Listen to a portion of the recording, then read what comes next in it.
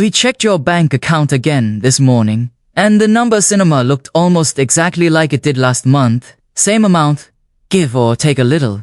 You work hard for it, kuh. You put in the hours. You took the rest when it came. You even skipped a few nights out to save a little extra here and there. And yet somehow, every single month, that money just disappears before you ever get the chance to do anything for you. Not stolen, not lost to some disaster, just quietly gone. And you're left wondering why the people around you seem to be pulling further and further ahead, while you're standing in the exact same spot you were 3 years ago, doing everything you were told would fix that. Here's the uncomfortable part nobody wants to say a blur. It's not that you're bad with money. It's that the moment your paycheck lands in your account, you're already getting a little bit poorer. And nobody ever explained that to you. Because the people who told you about money were usually just as stuck as you are. Were you following the advice everyone repeats? Work harder. Save what's left. Hope for a raise next year. The people actually building wealth will quietly run in a completely different operating system underneath all of it. And once you see the gap between the two systems, you cannot unsee it. Because it explains, almost clearly, exactly why your bank account has been frozen in place. World keeps quietly moving forward. The first thing almost nobody tells you is that the second your paycheck hits your account, you're already losing ground if you don't move fast enough. Most people run their money through this loop. It comes in, it sits there for a few days, bills get paid, and whatever's left over gets spent on something that feels good in the moment. A new pair of shoes, a nice dinner, an opera you've been lying. Then you wait 2 more weeks for the exact same cycle to repeat itself. Wealthy people run the opposite sequence. Then it's almost boringly simple once you see it. Money comes in, and before anything else touches it, a slicer goes to buying something that produces more money leisure. That could be shares in a company, a stake in a small business, a property that collects rent every single month, whether you pay an attention to it or not. Even a skill you invest time into learning counts, because it raises what you're capable of earning down the road. None of this means spending is bad. Enjoying your money is completely fine, and nobody's suggesting you live like a monk. The point is simply this: your paycheck exists to pay you bills. Only your assets can actually buy you freedom.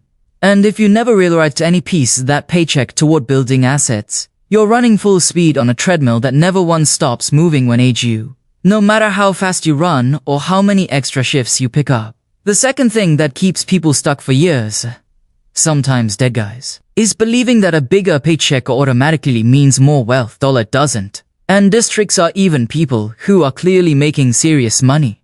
Picture someone earning $300,000 a year, big house in a good neighborhood, a nice car in a driveway, private school tuition for the kids, and somehow, underneath all of that, a mortgage plus the car payment plus a dozen smaller expenses quietly add in almost every dollar alive. Before it ever has a chance, the girl, their net worth barely moves year after year, because their lives are expanded exactly as fast, sometimes faster, than the income. Now picture someone else entirely, average salary, nothing flashy, but they quietly invest the same amount every single month for 30 years without ever missing one. By the time both of them reach the same age, that second person is very often worth significantly more than a high earner. Because income is simply what you make today. What will be is what you'd still have left if you stopped working entirely tomorrow. Your income changes how big your house looks from the outside. Your wealth changes how many real choices you actually have on the inside. Those two things get treated as the same thing constantly. And one confusion alone is the reason a genuinely good salary can still feel like it's going absolutely nowhere. The third thing has nothing to do with how much money you have, and everything to do with what your brain automatically does with it the second it arrives. Most people run on it without ever noticing it's even happening. They earn money, and almost instantly, some part of their brain starts asking one question. What can inspire me right now? A nicer phone, a dinner, or to celebrate a decent week at work. Something small to make the stress of the job feel like it was worth it. None of this feels reckless at the moment. And that's exactly what makes it so dangerous. It's death by a dozen tiny purchases that each feel completely justified on their own. Wealthy people ask a different question the second money shows up. And it's a small shift that changes everything downstream. No book in this by me. The book in this bill for me. Instead of treating money as a reward for surviving another way, They treat it as raw material. Something you feed into education, into a business idea, into tools that increase what you're capable of earning next month, next year, next decade. Bad thinking spends money trying to feel richer to die. Well thinking spends money trying to actually become richer every time. It sounds like a small difference in phrasing, but it completely rewires where every single dollar ends up 5 years from now, the 15th time, and specifically, how differently wealthy people treat it compared to almost everyone else. Most of us are quietly taught to protect our money at all costs. We're trading our time that is essentially free. Because on the surface, time feels unlimited. Dollar isn't. Not even close. Money can always be earned back in some form. Time, once it's spent, never comes back under any circumstances. No matter how much money you eventually make. Picture spending 3 full hours fixing something yourself just to avoid paying $20 to have someone else handle it. On paper, that feels responsible, even smart. But those 3 years could have gone to learning a skill that pays you for years. Working on something that generates income. Leisure was simply resting enough that you show up sharper and more capable tomorrow. This isn't a suggestion to throw money at every single inconvenience in your life without thinking. It's about actually seizing the arm and calculating what your error is genuinely worth, and then noticing, honestly, how often you're trading errors you will never, ever get back, just to say a small amount of money you could easily make again next week. The 16 catches almost everyone completely off guard, because it has nothing to do with spreadsheets, budgets, or investment accounts at all. It's the people around you. Most of the best opportunities in life never get posted publicly anywhere. Not on job boards. Not in the news. Not anywhere you think to look. They move quietly through relationships, long before they ever become something official. A referral from someone who already trusts your work. An introduction made simply because someone happens to think of you at exactly the right moment. This isn't about chasing people who have more money or status than you. And it's definitely not about attaching yourself to someone successful, hoping something rubs off through proximity alone. It's about consistently being useful to the people around you, showing up and offering value before you ever need anything back from them, so that when an opportunity does eventually appear, your name is already the one that comes to mind first. Wolf was never only about who you happen to know on paper. It's about who actually trusts you enough to bring you earn well by earth. The 7th and final fin is the one that coalesces every other rule together. And it's also the hardest one to actually live by day to day, because almost everything about the world right now is built to work directly against that. We live inside a culture that's completely obsessed with the short term. Get rich fast or show off exactly what you have the moment you get it. Chase whatever trend happens to be loudest this particular week. But real, lasting wealth was never built that way, and it never will be. No matter how many people online try to convince you otherwise. It's built quietly over 20 years, 50 years. Sometimes it isn't even fully realized until it's handed down to the next generation entirely. People who are genuinely wealthy usually reach a point where they stop needing to prove anything to anyone around them.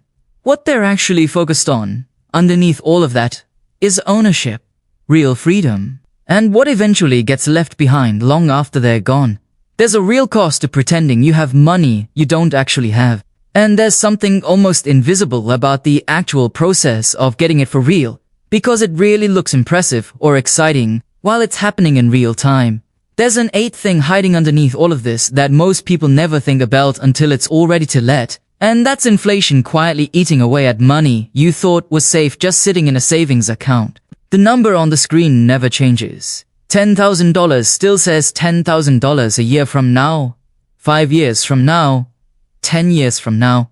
But what that $10,000 can actually buy, you keep shrinking the entire time, slowly, silently, without ever sending you a notification to warn you it's happening.